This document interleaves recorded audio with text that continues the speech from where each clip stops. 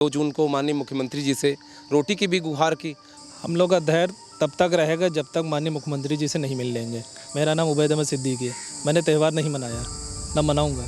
जब तक मान सम्मान नहीं मिलेगा कोई त्यौहार नहीं। ये जो मेरा बैनर है इसने 25,000 सैलरी सिर्फ पेपर में करवाई। अब राजा कब सुनते हैं, कब उनके ध्यान में आता है, मुझे नहीं पता। सरकार से ही कि हमें भी सम्मान दिया जाए। उत्तर प्रदेश की योगी सरकार जहां एक तरफ प्रदेश में खुशहाली लाने की बात करती है, लोगों को रोजगार देने की बात करती है, वहीं आज उत्तर प्रदेश की राजधानी के इको गार्डन में 12 दिन हो गए हैं। शिक्षा मित्र लगातार प्रदर्शन कर रहे हैं नियुक्ति को लेकर। वो कह रहे हैं कि परमानेंट किया जाए, जो टेट और सीटेट पास हैं, लेकिन उनकी सुनवाई नहीं हो रही है उत्तर प्रदेश की योगी सरकार में। लगातार सरकार से मांग कर रहे हैं, विरोध नहीं कर रहे हैं सरकार का, और साफ तौर पे उनका कहना है कि हम लोगों की सरकार सुने, हम लोगों की बातें सुने, हम लोगों का अधिकार जो है उसको मिले।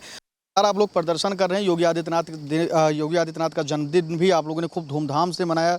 लगातार सरकार के जिंदाबाद के नारे भी लगा रहे हैं। और जो मुख्य विपक्षी पार्टी उसके राष्ट्रीय अध्यक्ष अखिलेश यादव ने प्रेस कॉन्फ्रेंस के दौरान भी शिक्षा मित्रों के हक में बात की। उन्होंने कहा कि अगर हमारी सरकार आएगी तो हम शिक्षा मित्रों की बात सुनेंगे और उनकी जो मांगे है उसको पूरा करेंगे।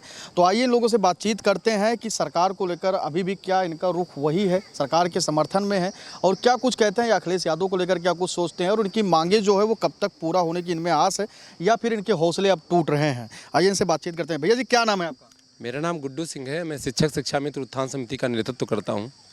और आपको जैसा कि पता है कि हम 27 तारीख से, हमारा 27 मई से अनवरत हमारा शांतिपूर्ण कार्यक्रम चल रहा है, जो कि एक 50,000 शिक्षा मित्र, जो कुल शिक्षा मित्र में से 1,46,000 शिक्षा मित्रों से 50,000 शिक्षा मित्र जो टेट सीटेट पास हैं, उनका धरना है। और हम लोग, जैसा आपने बताया, रोटी की हमने गुहार की। 2 जून को माननीय मुख्यमंत्री जी से रोटी की भी गुहार की।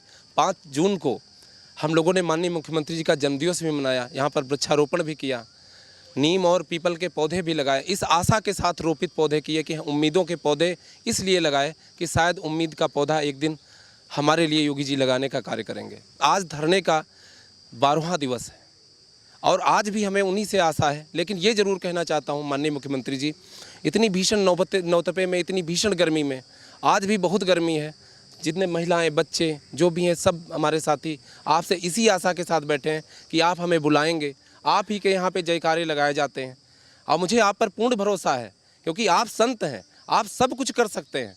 आपकी डबल इंजन की सरकार है बस। लेकिन एक सवाल यही उठता है कि आपकी डबल इंजन की सरकार है, लेकिन फिर भी टेट पास शिक्षा मित्र कितना लाचार है। पूरी योग्यता रखता है। आपने हम जैसे लोगों को अन्य राज्यों में परमानेंट कर दिया। उत्तराखंड जहां एक हिस्सा होता था कभी यूपी का, वहां के शिक्षा मित्रों को आपने परमानेंट कर दिया। हिमाचल में अनुभव के आधार पर आपने परमानेंट कर दिया।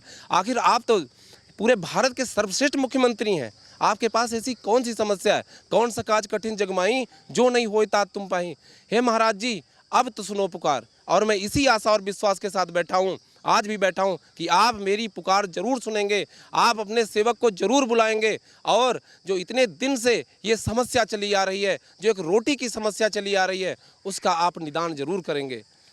आज एक शिक्षक कितना लाचार, कितना बेहाल है। धरने प्रदर्शन पर आप लोग बैठे हैं, 12 दिन हो गए हैं, सरकार सुन नहीं रही है। यहाँ पे जो तमाम महिलाएं भी आए हैं, जो महिला शिक्षक हैं वो भी आए हैं अपने बच्चों के साथ। 12 दिन से अनवरत वो लगातार यहाँ पे प्रदर्शन कर रहे हैं। लोगों का कहना है कि हम लोगों की छोटी सी मांग है, रोटी, कपड़ा और मकान, वो भी उस सैलरी से पूरा नहीं होता है। तो कहीं ना कहीं हम लोग परेशान हैं। उस स्थिति में अब आ गए हैं कि यहाँ पे बैठने पर मजबूर हो गए हैं। गर्मी प्रचंड है, लेकिन फिर भी आप लोग अनवरत लगातार प्रदर्शन कर रहे हैं, सरकार से मांग कर रहे हैं कि उनकी बातें सुनी जाए। धैर्य कब तक बना के रखेंगे अगर योगी सरकार जब सुनने की तैयार ही नहीं आप लोगों की बात? 12 दिन हो गए। संदीप सिंह शिक्षा मंत्री हैं, बेसिक शिक्षा मंत्री हैं, उन्होंने कुछ किया? हम लोग का धैर्य तब तक रहेगा जब तक माननीय मुख्यमंत्री जी से नहीं मिल लेंगे। मिल के ही जाना है, यही ठान के आए हैं। ये अनिश्चितकालीन हमारा धरना प्रदर्शन प्रार्थना स्थल है। अगर धैर्य का बांध टूटा तो फिर क्या होगा? धैर्य का बांध तो पिछले 8 साल से हम लोग बांधे हैं। अब ये देखना है कि धैर्य का बांध टूटेगा कब। अभी तक तो नहीं टूटा, ना अभी तक डगमगाए हैं। संदीप सिंह जी से हम लोग कई बार मिले हैं, हर बार उनका बस यही जवाब रहता है कि माननीय मुख्यमंत्री जी आप लोग को कुछ करेंगे। तो जब माननीय मुख्यमंत्री जी को करना है तो हमको उन्हीं से मिलना है। आज त्यौहार है बकरीद का। मेरा नाम उबैद अहमद सिद्दीकी है। मैंने त्यौहार नहीं मनाया, न मनाऊंगा। जब तक मान सम्मान नहीं मिलेगा कोई त्यौहार नहीं। बच्चे घर में कह रहे पापा आज कुछ होगा नहीं। हमने कहा बेटा जब तक संघर्ष चल रहा है कोई त्यौहार नहीं। संघर्ष में कामयाबी मिलेगी, रोज़ त्यौहार मनाएंगे। मगर आज हमारा संघर्ष का दिन है। मैं संघर्ष काल में हूँ, मैं संघर्ष कर रहा हूँ, मैं संघर्ष करता रहूँगा जब तक हमें कामयाबी नहीं मिली। माननीय मुख्यमंत्री जी हमारे सर पे हमारा स्थायीकरण नौकरी का सेहरा नहीं बांध देते तब तक। उवैस सिद्दीकी जी हैं। बकरीद का त्यौहार है, मुसलमानों में सबसे पवित्र त्यौहार होता है। लोग परिवारों के साथ खुशियां मनाते हैं, परिवार के साथ मिलते हैं, बकरीद का त्यौहार मनाते हैं। कि उवैस सिद्दीकी जी इको गार्डन में बैठे हुए हैं, अनवरत प्रदर्शन में शामिल हैं और कहते हैं कि जब हम लोगों की नियमित चीज़ें नहीं हो रही हैं, सैलरी नहीं मिल पा रहा है, रोज़मर्रा के जो खर्चे हैं वो नहीं चल पा रहे हैं, तो फिर ये त्यौहार किस काम का।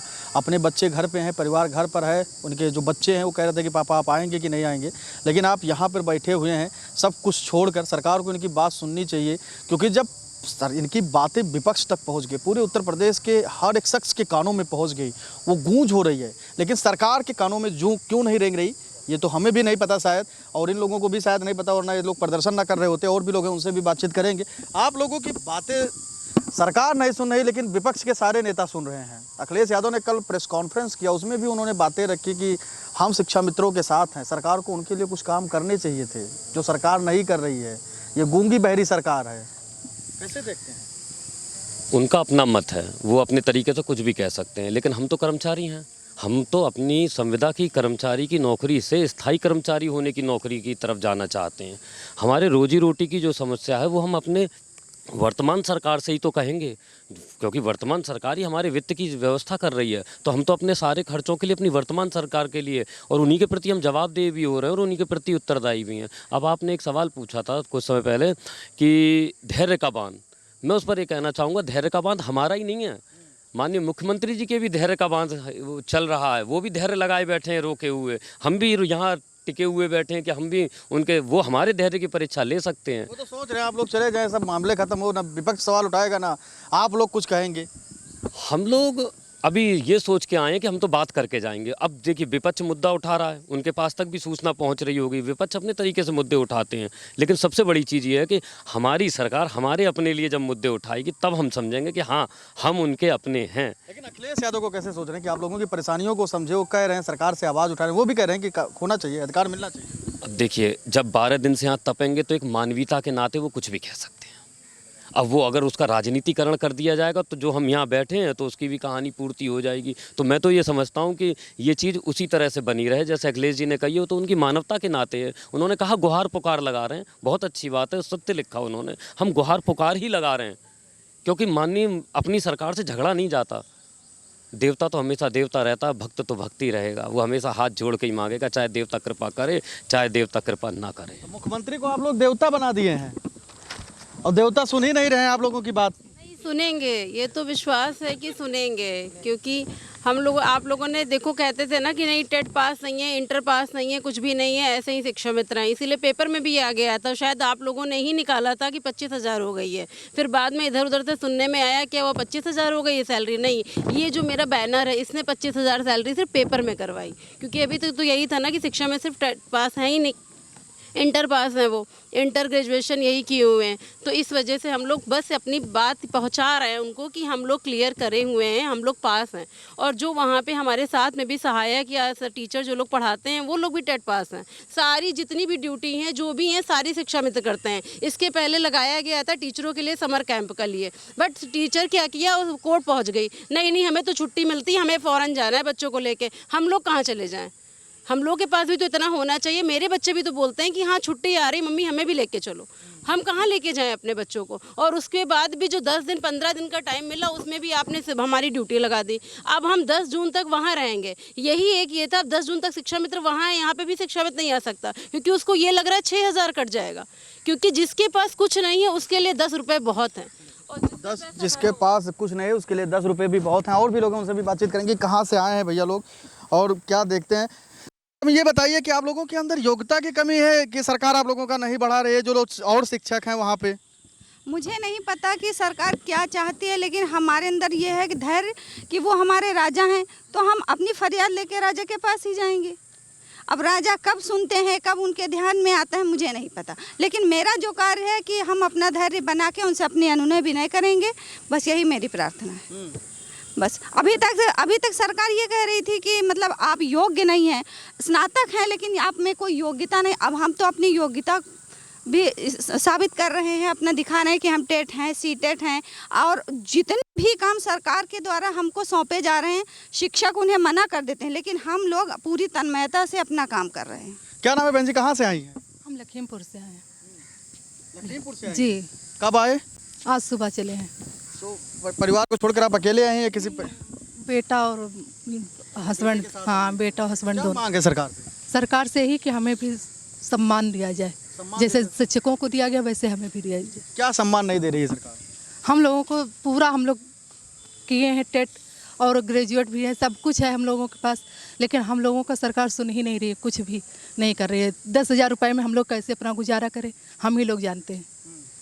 तो हम यही चाहते हैं कि सरकार भी हमारा मान सम्मान उसी तरह करे जैसे और शिक्षकों का कर रही है।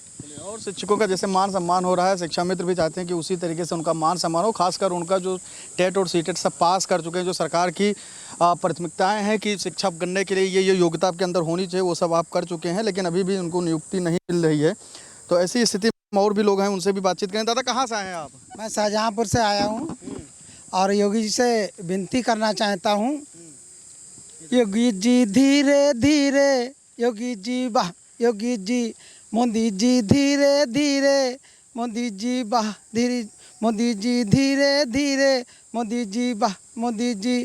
कोई ढूंढे मूंगा, कोई ढूंढे मुतिया, हम ढूंढे अपनी नौकरिया को, मोदी जी हमें दिला दो, मोदी जी वाह, मोदी जी। योगी जी हमें दिला दो, योगी जी वाह, योगी जी।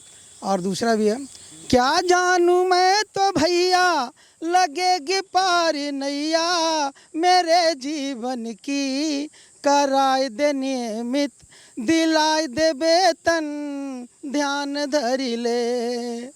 क्या जानूं मैं तो भैया लगेगी पार नैया, मेरे जीवन की, योगी जी कराए दे नियमित, दिलाए दे वेतन, ध्यान धरी ले।